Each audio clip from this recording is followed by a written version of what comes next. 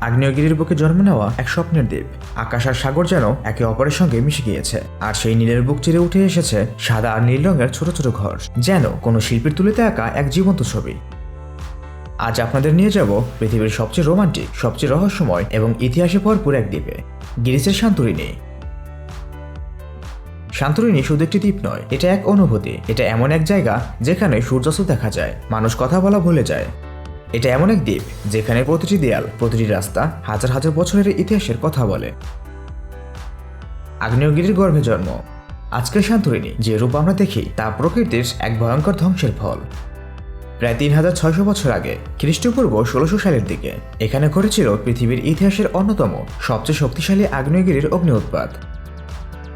এই আগ্নেয়গিরির নাম ছিল থেরা আগ্নেয়গিরি। থেরা অগ্নি উৎপাত ইতিহাসের মোড় ঘোরানো এক মুহূর্ত। এই বিস্ফোরণ এতটাই ভয়াবহ ছিল যে পুরো দ্বীপের মাঝখানটা ধসে পড়ে এবং সেখানে বিশাল একটি গর্ত তৈরি হয়, যার ভেতর ঢুকে পড়ে এজিয়ান সাগরের পানি। এই বিস্ফোরণের শব্দ নাকি শোনা গিয়েছিল মিশর পর্যন্ত। এভাবেই তৈরি হয় আজকের বিখ্যাত কালডেরা, অর্ধেক চাঁদের মতো এক বিশাল সমুদ্র বেষ্টিত গহ্বর। সুনামি ও সভ্যতার ধ্বংস। এই অগ্নি উৎপাতের ফলে সৃষ্টি হয় ভয়ঙ্কর সুনামি। সেই সুনামি আশ্রে পড়ে গ্রিসের উপকূল কিট দ্বীপে, এমনকি এশিয়া মাইনর পর্যন্ত।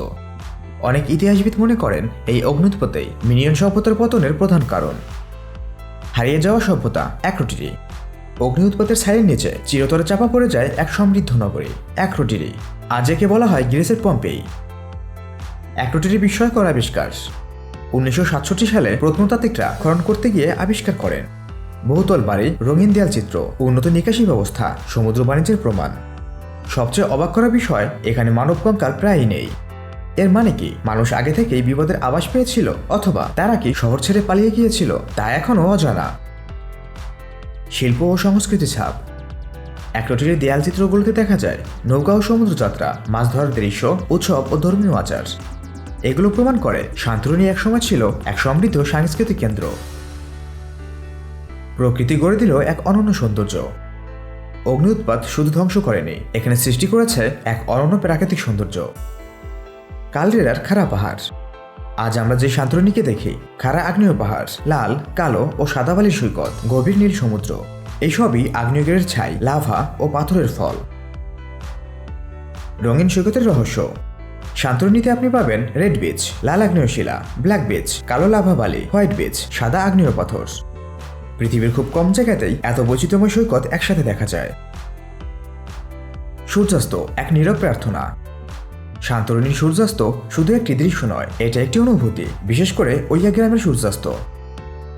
যখন সূর্য ধীরে ধীরে সমুদ্রের ভিতরে হারিয়ে যায় আর আকাশ রং বদলাতে থাকে, কমলা, গোলাপি, বেগুনি, সেই মুহূর্তেই হাজারো মানুষ একসাথে নীরব হয়ে যায়। মানুষের সাথে প্রকৃতির লড়াই। সান্তোরিনির ইতিহাস মানে শুধু সৌন্দর্য নয়, এটা টিকে থাকার গল্প। মানুষ এখানে শিখেছে পাহাড় কেটে ঘর বানাতে, আগ্নেয় মাটি ব্যবহার করতে, কোম্পানিতে ফসল ফলাতে। এই দ্বীপের মানুষ প্রকৃতির বিরুদ্ধে নয়, প্রকৃতির সাথে লড়ছে। রাতের সান্তোরিনি। দিনে সান্তোরিনি সুন্দর, কিন্তু রাতের সান্তোরিনি আরও গভীর। চাঁদের আলো সাদা ঘরে পড়লে পুরো দ্বীপ যেন হয়ে ওঠে রূপকথার শহর। নীরবতা, হালকা বাতাস, দূরে সমুদ্রের শব্দ, এই রাতেই ইতিহাস সবচেয়ে জোরে কথা বলে। আধুনিক সান্তোরিনি, প্রেম, পর্যটন ও জীবনের গল্প। সময় বদলায়, ইতিহাস এগিয়ে যায়, কিন্তু কিছু জায়গা আছে যেখানে অতীত আর বর্তমান হাত ধরে হাঁটে। আজকের সান্তোরিনি ঠিক তেমনই এক দ্বীপ, যেখানে একদিকে হাজারো বছরের আগ্নেয়গিরির ক্ষত আর অন্যদিকে আধুনিক জীবনের আলো। পর্যটনের উত্থান এক নতুন অধ্যায়। একসময় সান্তোরিনি ছিল একটি নিরিবিলি দ্বীপ। স্থানীয় মানুষ এখানে আঙ্গুর চাষ করত, মাছ ধরত, ছোট গ্রামে জীবন কাটিয়ে দিত। কিন্তু বিংশ শতাব্দীর মাঝামাঝি সময়ে সবকিছু বদলাতে শুরু করে। বিশ্ববাসীর নজরে সান্তোরিনি। দ্বিতীয় বিশ্বযুদ্ধের পর ইউরোপে ভ্রমণের ধারা বাড়ে। গ্রিস তার দ্বীপগুলো খুলে দেয় পর্যটনের জন্য। সান্তোরিনির ছবি ছড়িয়ে পড়ে ম্যাগাজিনে।